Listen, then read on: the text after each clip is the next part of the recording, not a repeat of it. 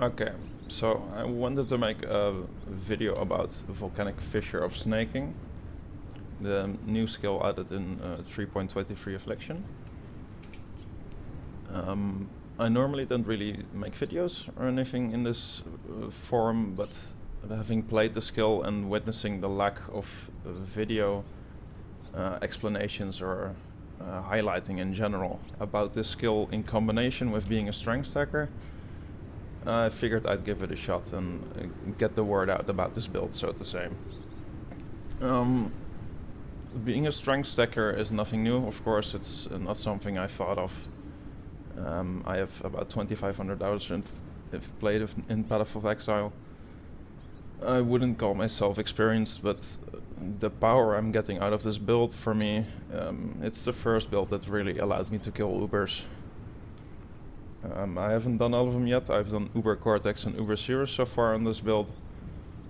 Cirrus was a bit more challenging since I did it at level 91, but it worked nonetheless.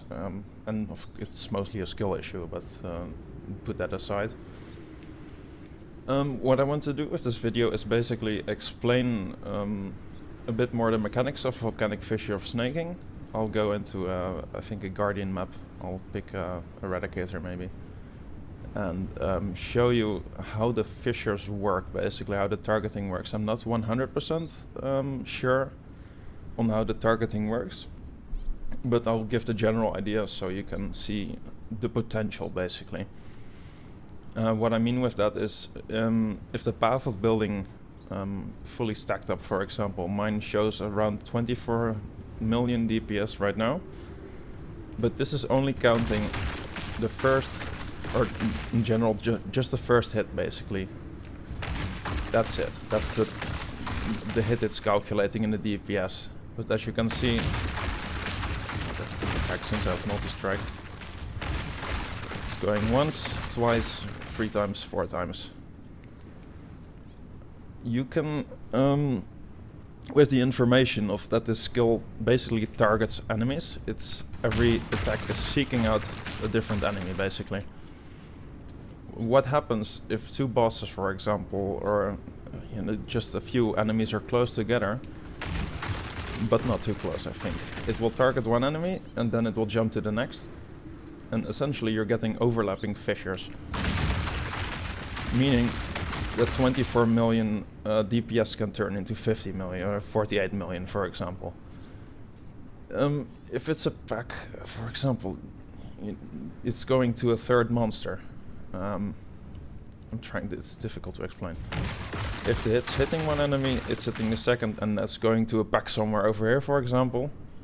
If there's another enemy running in here, it can come back, and that means it's triple damage. It's not always the case, but you can see by the damage I'm doing sometimes that it's working that way. Which is why I've decided to scale on area of effect on my weapon. There's, I think, a few options. Replica Frost Breath is an option, which I don't have right now. It's allowing chaos damage to chill and giving double damage to chilled enemies, which is really nice for a single target. This does it quite differently. It increases the area of effect, so my fissure is like this big. That's quite nice.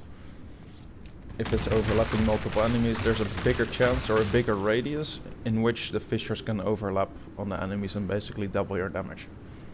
So it comes down to, is there only one boss? Are there multiple bosses? Which weapon works best? For bossing, at least. For mapping, I'd say this is the preferred option. You get bigger AoE. You attack like Bone Shatter, basically.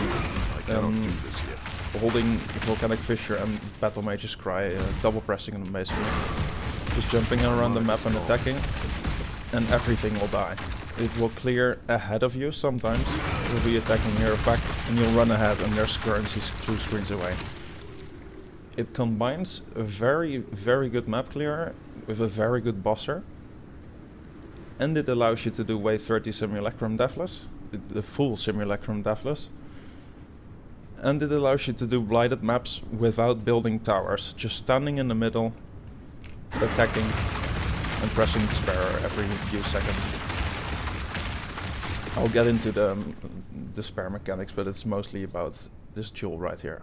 Where is it?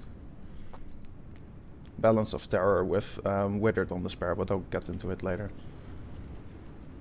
The mechanics of Volcanic Fissure, basically, I'm explaining right now. I think it's easy to show with a demonstration. We'll take an Eradicator because it has an invulnerability phase. That's another thing I can show.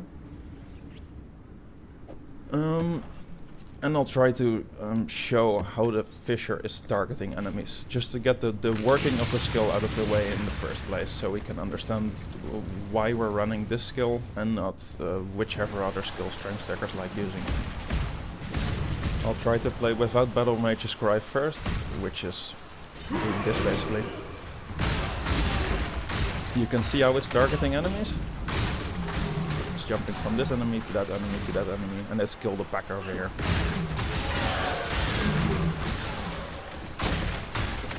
Just attacking once, this is with multi-strike, I'm cancelling it. You can see how much basically spread this skill has with a single attack. If I'm attacking it fully, everything's dead. Again, like I said, it's clearing ahead, it's looking for packs, it's looking for enemies. And you're essentially playing it like one other.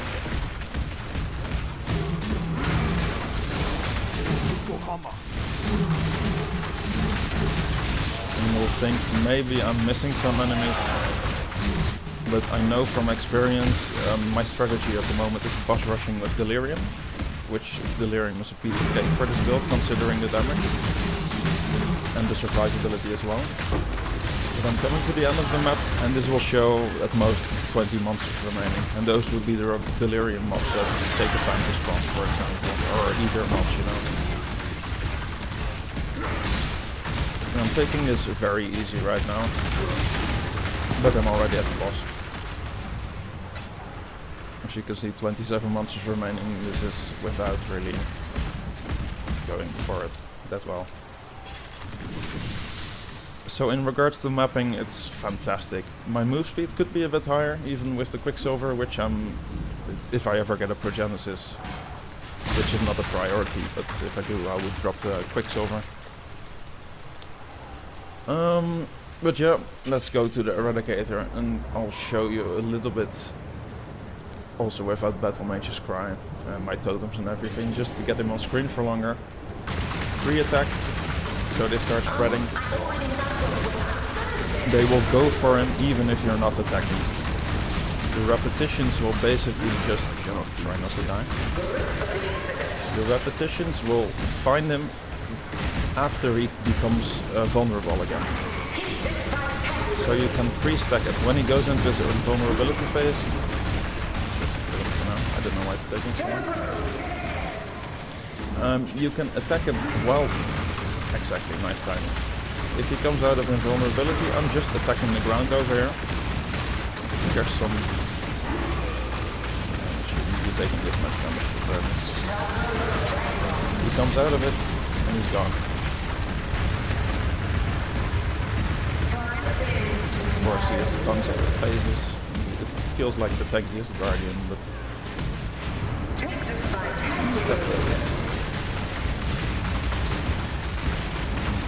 Great explanation, demonstration for the build, immediately struggling with the Eradicator. That's more like it. My point being, it was not a very good demonstration because he wouldn't die, but... he's hexproof. That takes away a lot of damage. Okay. Talking about modifiers, by the way. Most problematic is probably hexproof for my damage. Cannot leech, because I would have to rely on my paltry 11 mana per second regen, which is okay for mapping, but not for Ubers, for example. Cannot regenerate is... yeah, you basically want your leech and your life regen at the same time. Cannot regen or cannot leech are not killing the build, but they're not really ideal, so to say. So we're looking at hexproof, because our despair causes wither and a lot of chaos resist penetration. And this is quite important for the damage. This is very important. You're inflicting Withered for 2 seconds on hit if you've cast the spare in the past 10 seconds. And with the amount of repetitions we're getting for our attacks, if we're attacking without anything, totems, berserk, rage, nothing, already almost 4 times a second, if the enemy gets another fissure on it, that's 8 hits per second. Over 2 seconds, that's 15 hits, and we're stacking, full stacking Withered after 2 seconds. Add on to that your rage, the totems, the berserk, and you're permanently max capping Withered basically. What was I getting to? Remind me. Right, modifiers. We'll look at our defenses in that case. We have decent armor, nothing really massive. But it's fine, you're getting to 90 or 80 or 90 physical damage reduction. That's not only it, I'll show you later. Evasion is nothing, of course, energy shield nothing. Life regen is not really great. And the life leech is also not really great, but together they're fine. It's good enough to not have to run a life flask basically. Spell suppression, I think, is the biggest weakness of the build. Because fights like Uber Shaper and Uber Elder, I'm not sure if Searing Exarch balls count for spells. Those fights are a bit tricky. You may have to increase max res, for example, with the +1 to all max ally res if you have life and mana reserved, which I have with precision. Or you could take 3 points here and remove this wheel. This is not leveled because it's my level 96 upgrade. As you can see, the resists, it's just barbarism that's giving +1 and they're box standard. Chaos resist is 30% without endurance charges and 70% with endurance charges due to these charms. I think you can get +5, but that would, this is less than a divine to buy this. This is my next layer of defense, unaffected by bleeding while leeching. So I'm practically bleed immune. And I'm corrupted bleeding immune due to a dual corruption. So this is taking away some damage over time through chaos resistance, through bleed and corrupted blood immunity. And for physical hits we also have maximum block chance due to Iron Fortress. So for attacks, physical stuff, chaos, we're fine. The biggest weakness is elemental spells, basically. We're going to need to scale life for this or scale max ally res. That's the biggest increase we can make so far. Due to running Purity of Elements, I have immunity to Ignite, Chill, Freeze and Shock.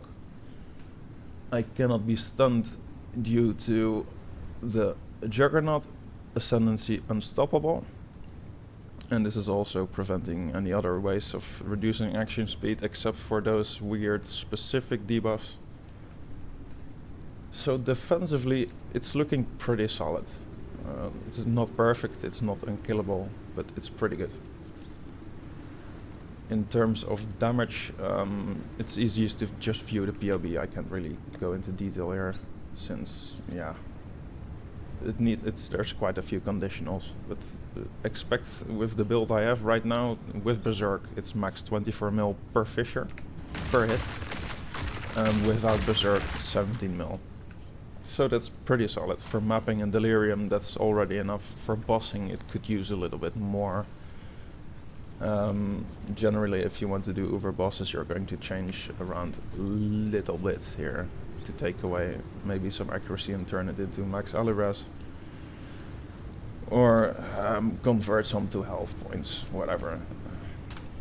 I've yet to optimize the build, as you can see from the path of building. For example, all my jewelry only have suffixes I want. This is accuracy, chaos, res and strength. I bought basically all 4 of the jewelry with the idea of having open suffixes, so I could craft non-challenging skills have a -2 mana cost. Meaning I could in the future slap on suffixes cannot be changed and just start slamming it and scouring it. to get either, for example, here some better spell damage rolls, some life, added chaos damage, since we're not having anything on our weapon. All the damage right now is coming from replica Alberons. And we'll talk about the weapons later, more in detail, but generally this is quite cheap to buy. A few divines per piece maybe. The most expensive jewels to get the build started, as this video is mostly about having the build function, not having the min-max version. What's most important is having a general level of strength. Right now I have above 2400. Ideally you want around 3000, which I can achieve with better cluster jewels, better jewelry, etc. The most important things are jewels like this, Forbidden Flame and Flesh with a Nagama Hus. This is the most expensive part so far. This Forbidden Flesh is about 50 to 60 divines right now. Either one of the two is 50 or 60 and the other is about 10. So you're looking at quite a big part, almost half of the investment in these jewels alone, but they're worth it for the strength they apply. You can look up the Ascendancy, but essentially they make a non-unique jewels give +3 to every single notable within their radius. So as you can see, this is a non-unique, it's giving 30 strength instead of 10 for these small nodes. It's giving 3 extra strength here. These want to be removed later. And on places like this where you are taking the aura notables, you're getting like between 20 and 30 strength added per jewel. So this is looking at 100 plus strength based on how you've allocated your tree basically. The pathing is pretty much set in stone for the Juggernaut, as this is, it's just ideal. You're coming past all the points, everybody's doing the same in regards to this.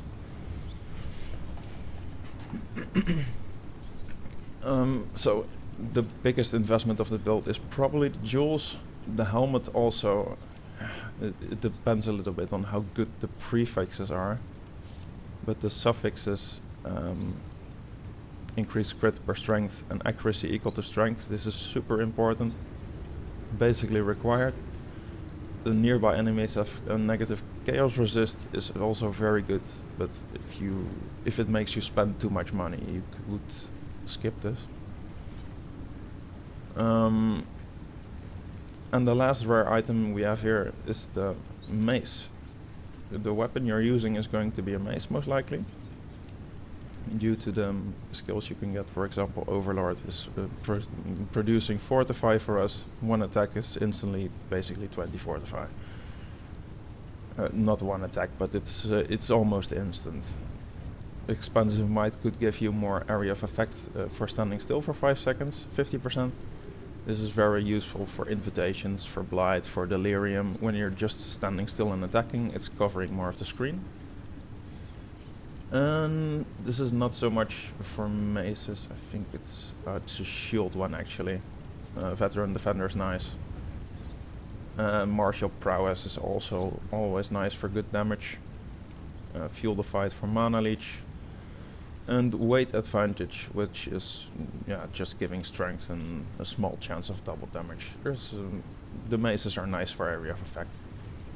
The base I picked was a Behemoth Mace, which has 6% increased attack speed as an implicit, which is nice, since I don't have attack speed rolled on this weapon.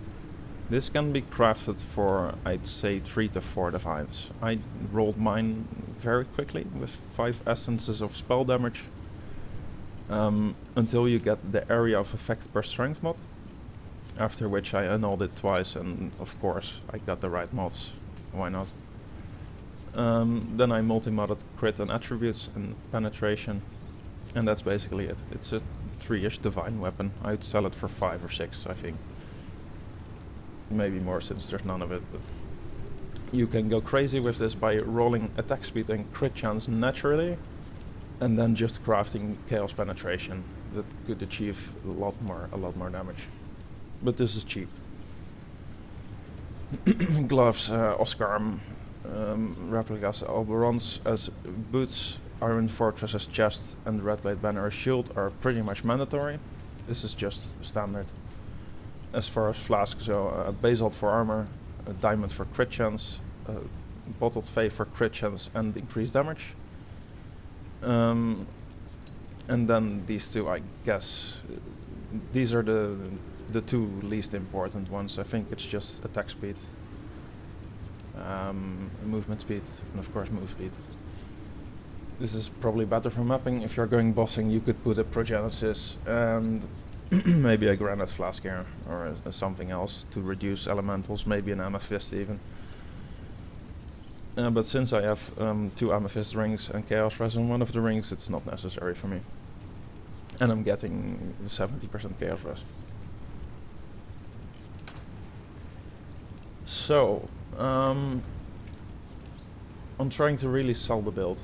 I've made some videos, or I'm making also separate videos with demonstrations in the playlist, which this video will also be in. I've already uploaded the Feared with quite a difficult damage reduction and health increase. Well, not difficult, but basically 50%. It takes longer, basically, to kill them.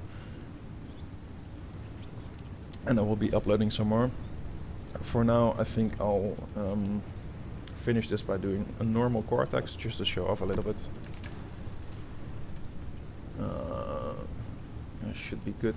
This is the tree I'm running, by the way. It's not really important, but it's basically 1 mana left destructive play strategy from I think 2 leagues ago. And I'm slotting a little bit into Betrayal instead of Delve. This is good for going quickly. This build can map quickly and it can kill bosses quickly, so it's ideal to just stack a load of Guardian maps, normal maps, fragments. I've got 9 Maven's Rits from I think a little more than 1 day of farming, so yeah. So let's do a quick Cortex. Just clear the map and kill the bosses, and let's see how it goes. Cannot do this yet. You'll notice he'll be saying no mana or something, but this is minimal. It's not, I cannot feel it. If I were to feel it, I would just turn off Blood and Sun.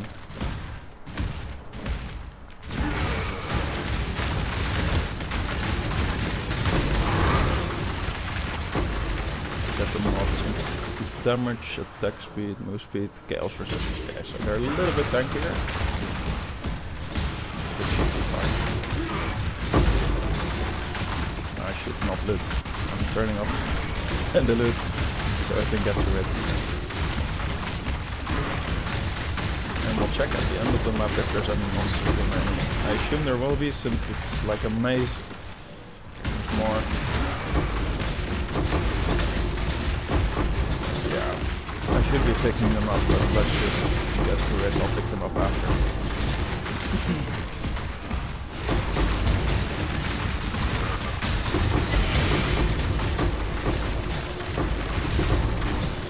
You can see him basically just playing it like Bone Shatter, jumping around the sleep stun, hitting a few times.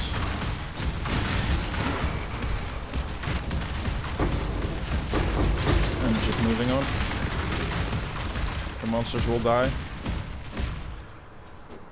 Okay, let's see, I think we missed a few packs in the middle. Anyway, I'll make a portal.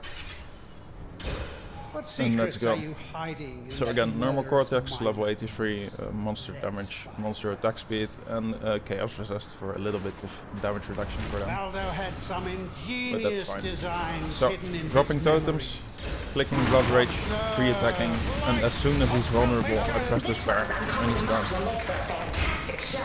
Do you remember I dying? think I could have even just done Uber without dying, but whatever.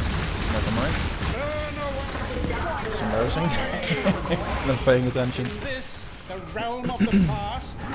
Yeah, the damage is no joke. The normal bosses and the Feared is an absolute joke. Uber bosses, I need to optimize it a bit more, but I think after some point, after investing more, this build could literally do everything in the game except for the realm.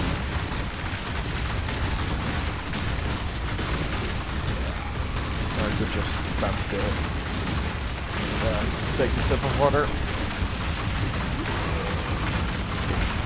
While the whole screen blows up. It's my own creation. As soon as he comes back, cast the spare.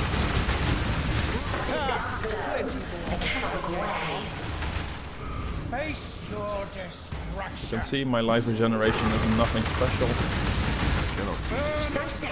But if I'm leeching, it's completely fine. How? This isn't over. This will never be over. I will And that's, unify humanity. The Volcanic Fissure of Snaking, Strength Attacking, Juggernaut, Igneous Quake. All include Path of Exile and the Destruction. Nice. Okay, I'm going to loot this map. See you later.